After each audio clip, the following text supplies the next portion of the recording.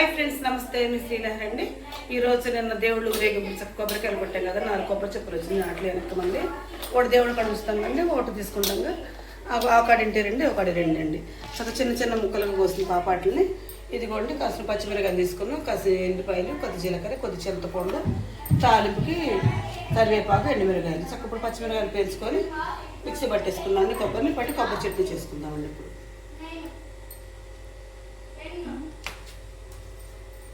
ఇది కూడా చక్క పచ్చిమిరకాయలు మధ్య తుంటే చేశానండి. పెట్ట పేలతో వేసాను.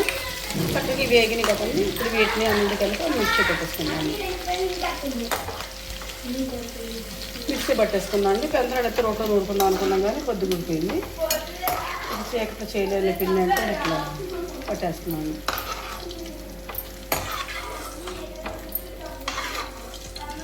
కల్లుప్పేసాను ఫస్ట్గా, తర్వాత జీలకర్ర అండి, తర్వాత వెల్లిపాయలు, పసుపు కూడా వేసుకుంటాం.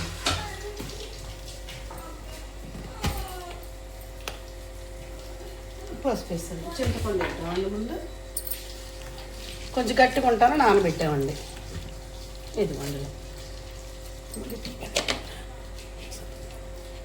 ముందు తిప్పుకుందామండి. ఇది కొంచెం ఈ విధంగా నలిగిందండి. ఇప్పుడు కొబ్బరి ముక్కలు వేసేసుకుందామండి. ఇది కూడా చక్కగా ఈ విధంగా చింతపండు, పచ్చిమిరపకాయలు, అల్లం వెల్లిపాయలు, ఉప్పు ఈ విధంగా చక్కగా మిక్సీ పాప పట్టింది. నేను కదండి, పాప పట్టింది. నీరసంగా ఉందండి. ఇది కూడా తాలింపు పెట్టేసుకుంటున్నాం. ఫస్ట్గా ఎండుమిరకాయలు వేసానండి, తర్వాత ఆవాలు వేసానండి, తర్వాత కరివేపాకు.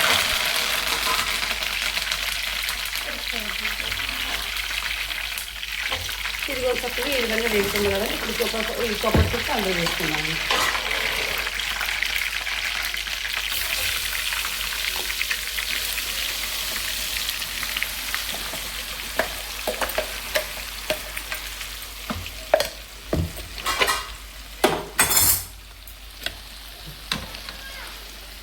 ఇదిగోండి చక్కగా ఈ విధంగా మనం కొబ్బరి చెట్టుని తాలింపు పెట్టేసుకున్నామండి.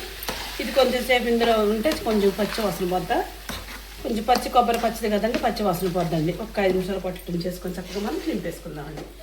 నేనైతే కొబ్బరి చట్నీ ఈ విధంగా చేస్తానండి. నేను చేసే విధానం మీకు నచ్చితే నాకు లైక్ ఇచ్చేయండి. Please subscribe.